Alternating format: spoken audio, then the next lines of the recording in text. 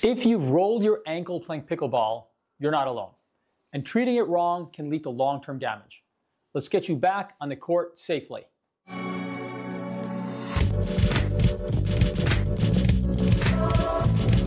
Hello, this is Dr. Siddharth Damber from Chicago Arthritis and Regenerative Medicine. I specialize in non-surgical treatments for musculoskeletal conditions, rheumatology, regenerative medicine, and metabolic health. My goal is to help you live pain-free and optimize your health with cutting-edge treatments. Pickleball is booming, and so are ankle injuries.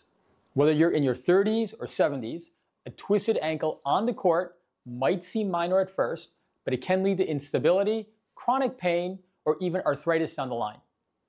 In this video, we're going to break down what really happens with an ankle sprain, why some people never fully recover, and how to treat ankle injuries without surgery using smarter, safer strategies, including regenerative medicine. What happens during an ankle sprain? When you roll your ankle, the ligaments on the outer side stretch too far and may tear. Most people think it's a minor issue, just rest, ice, and move on, but that tear can weaken the structural support of your ankle. This isn't just about pain, it's about instability. And instability is what leads to long-term problems. Ankle instability means your ligaments are not holding your bones together as tightly as they should. It may not cause pain right away, but you'll notice over time that the ankle gives out more during activity, fatigue or stiffness with exercise. New pain even in your knee, hips, or lower back. This is your body compensating, and that's a red flag. Let's talk about biotensegrity. Tensegrity is the concept in architecture where if you have individual units that separate are weak, when you put them in close approximation and compression, you now have a stronger overall functional unit. In biology and in medicine, that's called biotensegrity. So if you think of your body like a tent, the poles are your bones, the ropes are your ligaments and muscles. If one rope is loose, the whole tent becomes unstable. In the ankle, when a ligament is overstretched, the entire structure becomes more wobbly. That instability can then travel up the leg, affecting everything from your foot even up to your back. To truly heal, we don't just treat the pain, we need to restore the structure and stability as well. Let's first talk about conservative treatments that actually can work for stability. We always start with low-risk, non-surgical options. So activity modification, rest initially is important, but you don't want to stay inactive for too long. Physical therapy, where you're focusing on strengthening, balance, and proprioception is very key in terms of recovery. Nutrition supplements can be useful here. An anti-inflammatory diet, omega-3s and turmeric can be useful for some of the inflammation that occurs immediately after an injury. Bracing if needed, short-term support while you're healing from that injury. These help the body recover naturally and prevent compensation injuries. Here's when you should seek more advanced treatment. If your pain lingers for more than 4 to 6 weeks, you're having repeated sprains, you feel weakness, stiffness, or instability in your ankle or leg. This is where regenerative medicine becomes valuable. In regenerative medicine, we utilize your body's own healing tools to restore stability. Prolotherapy is where we utilize dextrose solution. We inject that into the ligaments and it helps to stimulate repair in the ligaments.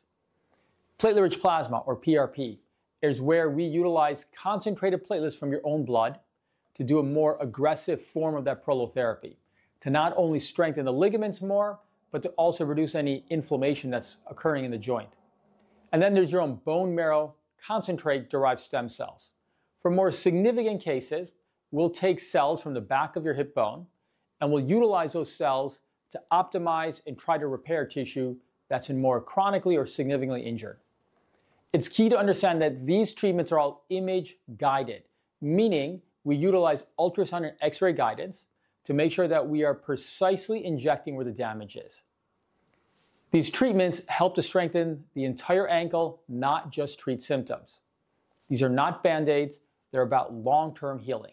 Some common misperceptions that I hear from patients. I've heard people say that they've had an X-ray, it was normal, so they must be fine. Reality is that X-rays will miss most soft tissue injuries. Ultrasound or MRI is better for ligament damage. I am a big proponent of ultrasound right at the bedside when you're seeing a patient. The reason why is, number one, you can make a quick and accurate diagnosis at the time of examination. In addition, you can also move the ankle through dynamic range of motion and see how the ligament and the joint is reacting to stress as well. That's something you cannot do with MRI and is an ultrasound significant advantage. Another common misconception that I hear is that people will think that this sort of injury will just heal on its own. Sometimes it does with appropriate physical therapy and exercises, but many times it heals weak and unstable, in which case you still need to treat that instability. Another misconception I hear is that surgery is the only fix. In the vast majority of cases, you can fully recover without surgery, especially if you treat early and if you treat correctly. Let's talk a bit about prevention. The best treatment is always prevention. Here's how to protect your ankles before you ever sprain them while you're playing pickleball. First and foremost, wear the right shoes and sneakers. You need to wear court sneakers, not running shoes or cross trainers while you're playing. Court shoes are made for lateral movement and offer better ankle support for quick pivots and stops. Number two, train your ankles. Strengthen your legs and improve your balance with exercises like single leg stands, resistance band work, and agility drills. The stronger and smarter your ankle muscles, the more stable your joint becomes, the more hardy it becomes so that you can prevent an ankle sprain. And then also, when it comes to technique, use the split step when you're actually playing. In pickleball, that little hop as your opponent is about to hit the ball is called a split step. This puts you on the balls of your feet and primes your body to move safely. It's a small move that dramatically reduces your injury risk because you're now moving a bit quicker, more in time, and you're no longer caught by surprise as you need to move from side to side. Preventing an ankle sprain means respecting the demands of the game and preparing your body the right way. If you play pickleball, or for that matter, any sport, and have had an ankle injury, don't brush it off. An early sprain can lead to long-term issues if you ignore the signs of instability.